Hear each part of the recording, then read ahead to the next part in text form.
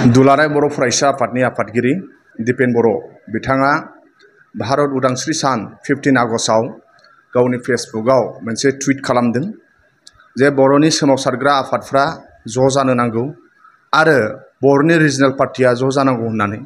दा बिथांनि लिरनायखौ आङो कास्टम बसुमतारी पार्सनेल भिउ आंनि फारसेनिफ्राय आं साबायखर बावो आरो दिपेन बर' आदा बुंनाय बादियैनो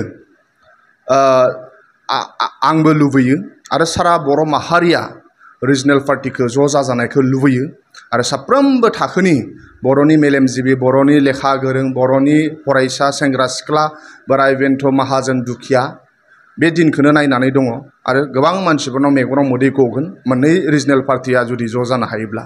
दा ओंखायनो आंबो पार्सनेलि लुबैयो आरो दिपेन बर' आदा बुंनाय बादियैनो जोङो मोननै रिजनेल पार्टिया ज' जायोब्ला बाव जौगानाय फैगोन आरो बिनि आंखालफोरखौ मावफुंनो हागोन। दा आंनि लुबैनाया बेसो इउपिपिएलनि सरकार सालायगासिनो दं। दा जुदि सरकार सालायनाया बिथांमोनहा जुदि गोनो गोथो जाबाय थादोंब्ला बेखौ रिजाइन होनानै फैयोब्ला जों नेक्स्ट इलेक्शना थाब जागोन। अब्ला जोङो 20टा दा जुदि 40टा समष्टि बेखौ 20टा रिजनेल पार्टिजों रानलायनानै गेलेनो हागोन आरो नेक्स्टआव बे मोनसे मोजां डेम'क्रेसि सरकार फैगोन मोजां हेल्दी सरकार फैगोन बिटिसि ओनसोलनि रायजो राजानि दुखु दाहाखौ सुफुंनो हानाय बादि मावनो हागोन। दा ओंखायनो दिपेन बर' आदानिसिम मिजिंथिनाय थाबाय जे सरकारा जुदि प्रमद बर'आ बिथांमोनहा जुदि सरकार सालायनायाव गोनो गोथो मोनदोंब्ला रिजाइन होनानै फै होमबाना इलेक्शना थाब मास मोनसे मास मोननैनि उनावनो जागोन।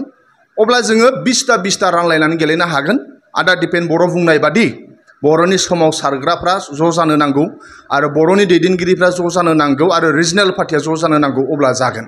ओंखायनो आदा दिपेन बर'नि लिरनायखौ साबायखर बावनानै आरो बांसिन आदा दिपेन बर' बिथाङा दायित्व लाबावनानै थाबनो जाहाथे बे रायजो राजा लुबैनाय नों आं लुबैनाया जायो बेखौ मिजिंथिनाय थाबाय। Thank you.